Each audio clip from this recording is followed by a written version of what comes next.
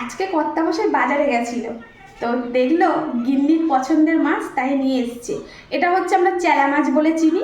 তো মানে তোমরা কে কোথা থেকে দেখছো, তারা কি হিসেবে জানো এই মাছটাকে, সেটা কিন্তু কমেন্টে অবশ্যই জানাতে পারো। তবে হ্যাঁ, বোঝা যাচ্ছে না, যেহেতু বাজার থেকে কেটে এনেছে তাই মাছটাকে মানে পুরো বোঝা যাচ্ছে না। তো যাই হোক, আমরা তো চেলা মাছ বলেই চিনি। আর এই মাছটা কিন্তু আমার খুব ফেভারিট। আর এই মাছটায় কিন্তু একটু বেশি কাঁটা থাকে। আর কর্তামশাই ছেলে কিন্তু খায়, তবে না আমার কিন্তু সব থেকে ফেভারিট। তো নমস্কার বন্ধুরা, কেমন আছো সবাই? তো আমার নতুন আরেকটি ভিডিওতে সকলকে জানাই স্বাগত। তো আজকে এই চেলা মাছের একটা তোমাদের সঙ্গে সুন্দর রেসিপি করব। তো এই চেলা মাছটা আমি যখনই আনি এইভাবেই রান্না করি। তো কিভাবে রান্না করি সেটাই তোমাদের সঙ্গে শেয়ার করব।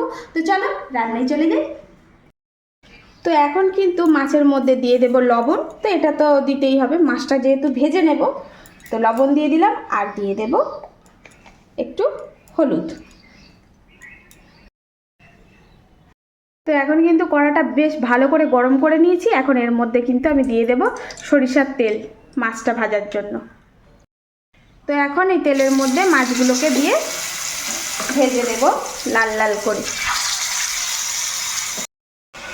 তো ওদিকে হচ্ছে মাছটা ভেজে নিচ্ছি, আর এই ফাঁকে কিন্তু আমি মশলাটা করে নেব।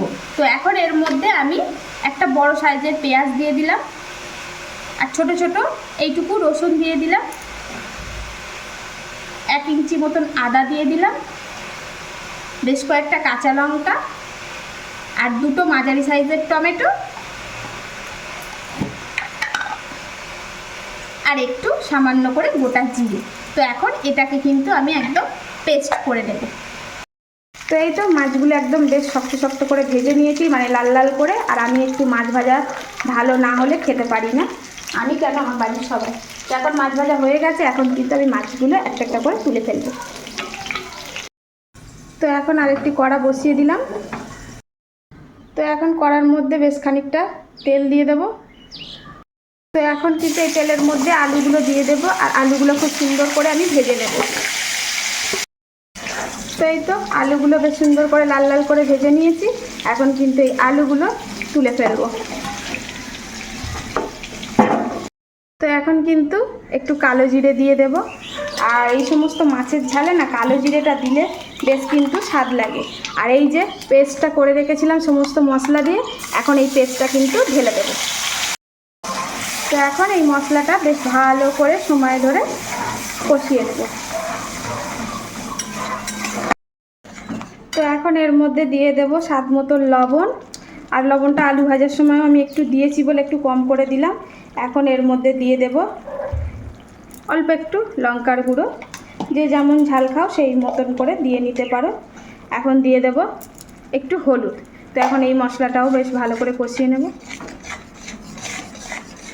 মশলাটা বেশ ভালো করে কষিয়ে নিয়েছি। এখন কিন্তু এই ভাজা আলুটাও এর মধ্যে দিয়ে দেব, আর ভাজা আলুটা দিয়েও আবার একটু নেড়ে নেব, কষিয়ে নেব।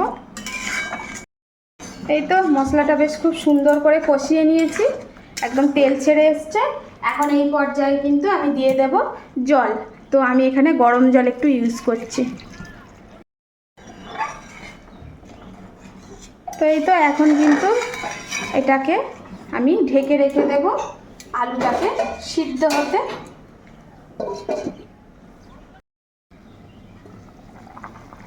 তো এই তো এটা বেশ সুন্দর একদম টকবগিয়ে ফুটে উঠেছে, আর আলুটাও সিদ্ধ হয়ে গেছে। তো এখন কিন্তু এর মধ্যে আমি মাছগুলোকে দিয়ে দেব, যে মাছগুলোকে ভেজে রেখেছিলাম।